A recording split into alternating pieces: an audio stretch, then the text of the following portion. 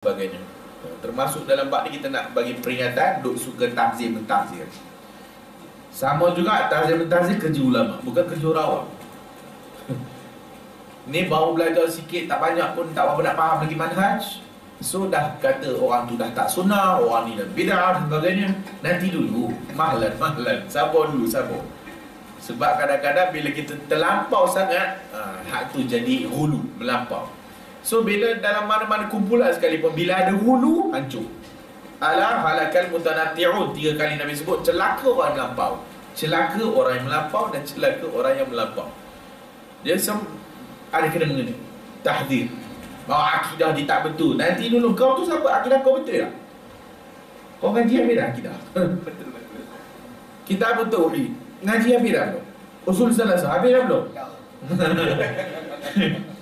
Dalam akidul Islam, sifat solat, contohlah benda-benda basic ni mesti belajar. So kerja student ialah mengaji. Jangan disibukkan dengan fitrah-fitrah.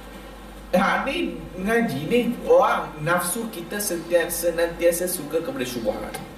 Termasuklah yang belajar sunnah, termasuklah. So bila dia masuk sunnah, dia suka sangat ulama ni kritik ulama ni kritik ulama ni. Beli kitab penuh, kitab kat rumah dia, kitab rak ulama ni, rak semua rak belaka. Kritik ulama ni, kritik sonok penuh. Memang nafsu kita memang suka. Ngaji tak mau. Datang kuliah tak mau. Kuliah pun celon-celang. Lepas tu, ni ahli bid'ah. Nanti dulu sama. Ngaji betul-betul dulu. Syekh Al-Albani rahimahullah.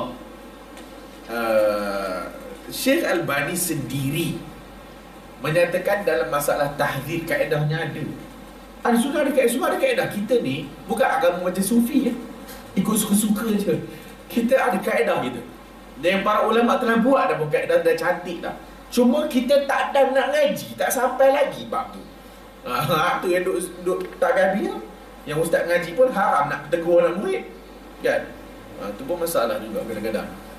So, Syekh Al-Albani dalam mentahzir ahli bid'ah, tengok keadaan, kita kena timbang keadaan. Kalau sekiranya kita mentahzir ahli bid'ah menyebabkan pada ketika itu ahli sunnah tidak kuat, ahli sunnah tak ada, kau seorang je yang sunnah tu. Ataupun kampung kau seorang di sunnah, dan satu rumah ni je sunnah pun kat Negeri Sembilan ni. Lepas tu kita duduk sibuk tahzir orang, tahzir. Nanti dulu kalau kita tahzir menyebabkan kita terkalah, maksudnya ahli bid'ah mengatasi kita, jangan mentahzir waktu tu. Tak boleh. Apabila kita berada dalam kekuatan ahli sunnah mengatasi, maka kita tahzir, maka dia jadi satu haibah, kehebatan Islam. Hak tu kita tengok. So ni lah anak muda nak macam mana lah. Orang muda seronok sangat tahzir sampai tahzir. Dia masuk dalam kaedah ni. So kaedah kena tahu.